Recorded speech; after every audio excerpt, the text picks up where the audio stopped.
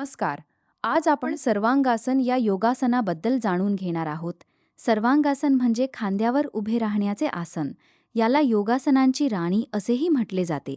कृती कशी करावी? प्रथम योग मॅटवर 2-3 घडी केलेल्या ब्लँकेट्स ठेवा. खांदे ब्लँकेटवर आणि डोके मॅटवर ठेवून पाठीवर झोपा. मान मोकळी असावी. हात शरीराच्या बाजूला ठेवा. श्वास सोडत गुडघे छातीकडे ओढा आणि हळूहळू कंबर आणि पाठीचा भाग वर उचला. हातांनी पाठाला आधार द्या. नंतर पाय सरळ वर आकाशाकडे उचला. शरीर एका सरळ रेषेत असावे.